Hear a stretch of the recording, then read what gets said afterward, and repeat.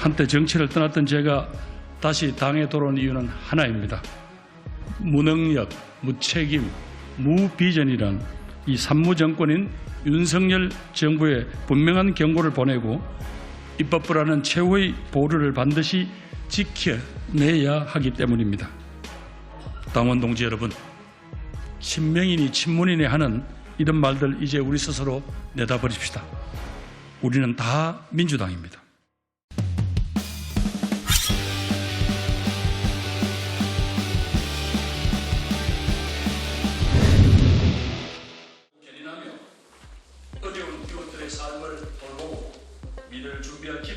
저는 오늘 민주당의 총선 승리를 위해 선거대책위원회에 합류하기로 결정했습니다.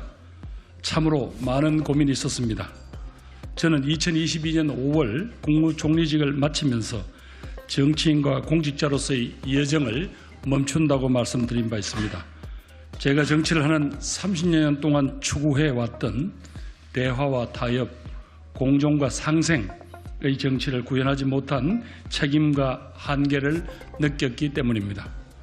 저는 공직을 떠나서 우리 공동체가 더 어렵고 힘없는 이웃들을 보살피고 연대와 협력의 정신으로 다음 세대의 미래를 열어주는 일에 힘을 보태겠다고 말씀드렸습니다. 지난 2년 가까운 동안 이와 관련된 일을 준비해 왔습니다. 그러나 저는 오늘 선거대책위원회에 합류해달라는 당의 요청을 받아들이기로 했습니다. 한때 정치를 떠났던 제가 다시 당에 돌아온 이유는 하나입니다. 무능력, 무책임, 무비전이란 이 산무정권인 윤석열 정부에 분명한 경고를 보내고 입법부라는 최후의 보루를 반드시 지켜내야 하기 때문입니다.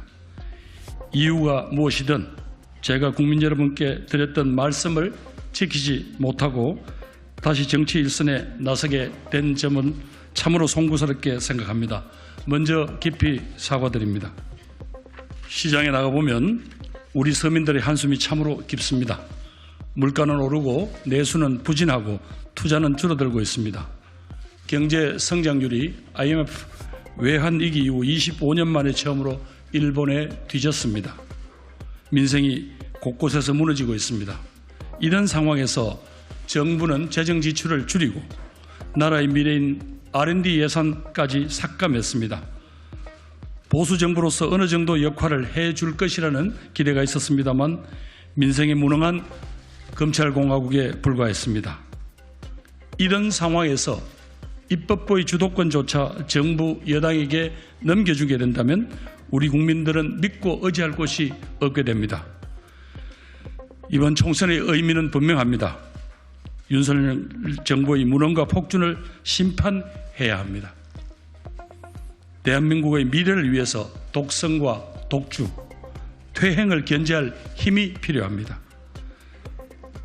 지금 대한민국이 선진국의 문턱에서 휘청거리고 있습니다. 저출산 고령화에 대한 대처, 산업구조의 대전환, 수도권 집중과 지방 소멸에 대한 대응, 기후위기 극복, 국민 통합 등 우리 앞에 산적한 국가적 과제가 너무 많습니다. 당장 경제와 민생부터 살려내야 합니다. 그러기 위해서는 정치가 복원되어야 하고 먼저 민주당이 굳게 서야 합니다. 민주당이 의회 권력을 통해서 무능한 정부를 견제하고 견인하며 어려운 이웃들의 삶을 돌보고 미래를 준비할 기반을 만들어야 합니다. 이것이 민주당이 이번 선거에서 승리해야 하는 이유입니다. 제가 선대위 합류의 마지막까지 고심을 거듭한 것은 우리 민주당에 대한 국민들의 매서운 평가 때문이었습니다. 윤석열 정부에 대한 심판을 원하시는 국민들이 우리 민주당에게 선뜻 마음을 열지 못하고 계셨습니다. 무엇보다도 공천을 둘러싸고 갈등의 골이 깊어지는 모습에 안타까움이 컸습니다. 투명성, 공정성, 국민 눈높이라는 공천의 원칙이 잘 지켜졌는가에 대해서는 많은 국민들께서 공감하지 못하고 있습니다. 과정이야 어쨌든 공천을 받지 못한 후보들과 그 지지자들께 납득할 수 있는 설명과 따뜻한 통합의 메시지가 부족한 것도 아쉬웠습니다. 저도 민주당의 한 구성원으로서 국민 여러분들께 송구하다는 말씀을 올립니다. 그러나 이제는 선거가 눈앞에 다가왔습니다. 모든 것을 떨치고 함께 앞으로 나아가야 합니다.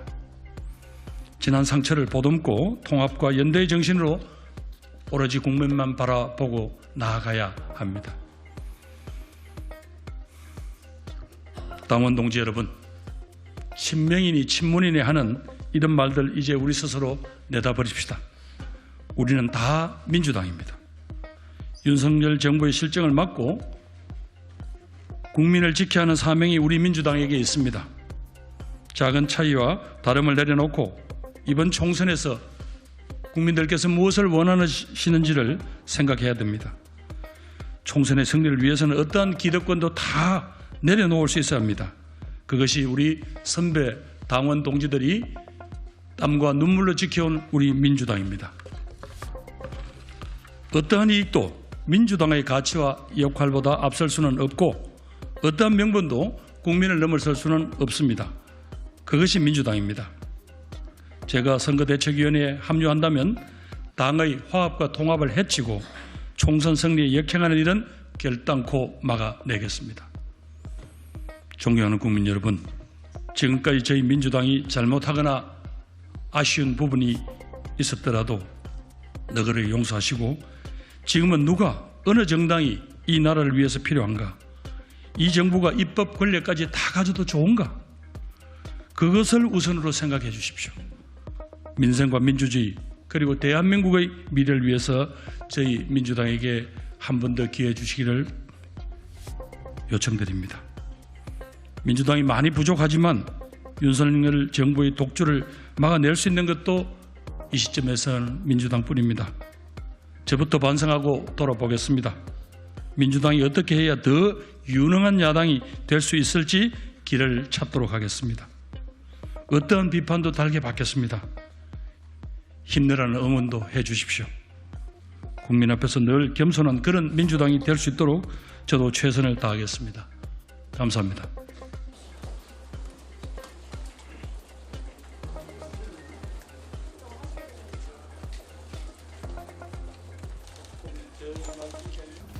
조금 제 말씀이 조금 드렸습니다만은 기존의 당의 기조에 대해서도 이제는 내가 다른 목소리를 내겠다. 예, 기존의 당의 입장과 혹시 다른 목소리가 필요하다면 그것도 내가 내겠다. 뭐 이런 요구를 했고요.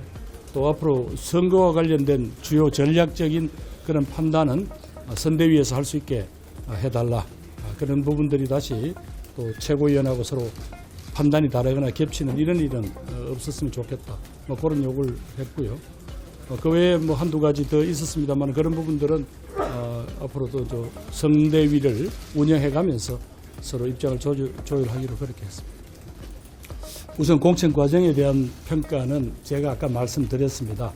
그리고 이제 내일부터 선대위가 발족하게 되면 공천에 대한 이야기를 또 되풀이하는 것은 당의 여러 가지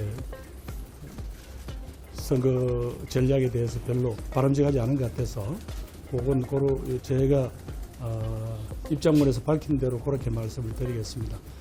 작년에 좀 더 두 분이 좀 더 진솔한 대화를 했더라면 하는 아쉬움이 있습니다.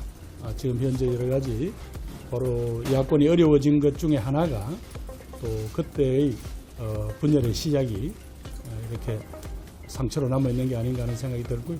이 문제에 대해서도 선대위에서 필요하다면 논의를 하도록 하겠습니다. 그거는 제가 너무 말씀드리기는 그렇고요. 선대위에서 좀 논의를 해서 선거라는 게 한 30일 남았기 때문에 이 국면에 따라서 몇 가지 큰 어떤 변화가 필요한 시기가 있을 겁니다. 그럴 때 어떤 입장을 취하느냐 또 이런 부분에 대한 것들이라고 생각하시면 되겠습니다. 제가 뭐 이 자리에서 섣불리 뭐 그런 말씀을 드릴 수는 어렵지만은 저는 뭐 필요하다면 누구하고도 만날 수 있다라는 그런 입장을 가지고 있고 또 이 문제에 대해서는 아무래도 당의 선거 전략상 필요한 부분이라면 또 선대위에서 논의를 하도록 하겠습니다. 제가 구체적인 건 모르겠는데 오후에 곧 발표한다고 이제 하네요. 총회님께서 예. 현대의 합류를 결정하셨기 때문에 그에 기초해서 곧 발표드릴 것입니다. 그러면 이 정도로 오늘은 하겠습니다. 예, 감사합니다. 여러분 감사합니다. 잘 부탁드립니다.